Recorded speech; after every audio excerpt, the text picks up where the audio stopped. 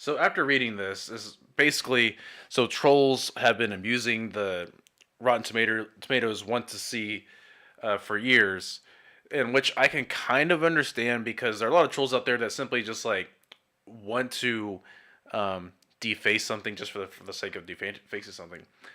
But do I think it's fair compared to other movies? I mean, I don't really know about that. I mean, I do want to see Captain Marvel, but I don't expect it to be like a groundbreaking film compared to other Marvel movies. When I go see it, I expect it to be just like any other Marvel movie, like, basic plot. This is a Marvel character, this is a superhero film with some other elements. There's a little, obviously, new tweaks in every single Marvel film, but that's not what I'm saying. Like, I'm not saying I expect it to be a bad film. I just expect it to be, okay. I don't know where this review bombardment is really coming from. I mean, I kind of know it's coming from Brie Larson, who is known throughout the year have been making controversial statements such as Captain Marvel is not for older white men, which doesn't really help her movie. If I was a director or producer of that movie, I don't know, I wouldn't really want her saying that. But I guess in her defense, she's like trying to defend herself, which is kind of an odd thing to state. But whatever. What else are we doing? We are disassembling the comment function prior to the movie's release date. Unfortunately, we have been uptick in non-constructive input, sometimes borderlining on trolling, which we believe is a disservice to our general readership. Yeah, I mean, I can kind of see that. Like I said, there's a lot of trolls on the internet, but does it really help anything? Like, does it? You could not pay me to see this SJW Leiden white male hating worthless piece of shit movie. I'm sick of this identity politics taking over pop culture. Brie Larson could get hit by a bus and I would not shed a tear. I can't really argue about that. I mean, like I said, she's been a little out there with her statements lately as far as the movie, her personal life. And, to be honest, I kind of actually agree with this. Like, I am tired of politics being in my movie. Like, I don't mind it if it's in my movie if the movie is literally about politics. Like, if I go see a movie based on a political figure or something like that, or go see a movie based on a war movie or a certain time period, I would understand that. But, yeah, it does get annoying somewhat that there's always this political agenda. Like, it's great if it actually works for the movie storytelling, but I think most of us would prefer our movies to be more neutral in that landscape. Like, don't make a movie that's about banning guns or why we should ban guns, something like that. Like, unless that's the movie you're into, go ahead, but that's just my opinion. I don't believe in that. But this is Hollywood, and most of Hollywood is generally leftist. So I have nothing against that. I am more Republican. I support more things like guns, like gun rights. But it's still whatever. Like, I prefer my movies to be more neutral on the political stance, especially when it comes to Marvel movies.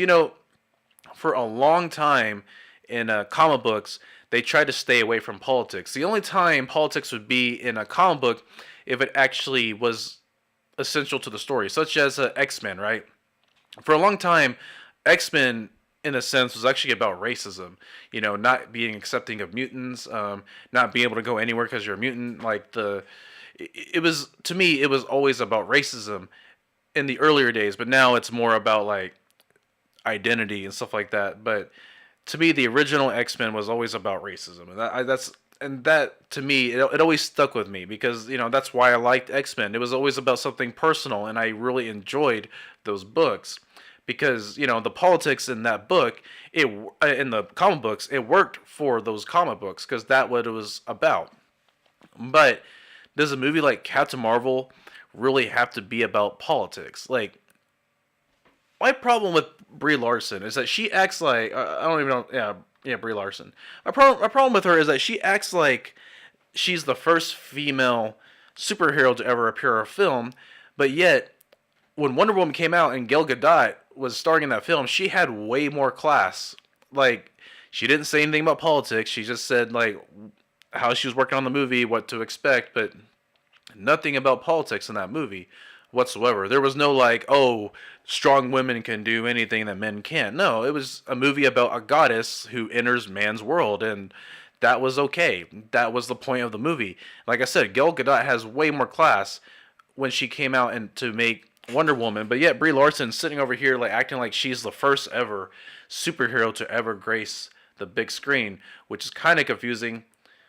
But it's whatever. Maybe she's the first actual female Marvel character to actually get her own solo movie, but that could have been any character. It could have been Scarlet Witch. Could have been anyone. It could have been Spider Girl. It could have been anyone. But today they chose Captain Marvel. So, and additionally, in what appears to be stronger effort to break down what each score on Rotten Tomatoes means, the site was revamped to feature a cleaner, less cluttered presentation of the tomato meter and audience score. In a press release issue separately, the site explained this delineation aims to give fans easy access to compare and contrast critics and fans' views of movies and TV shows.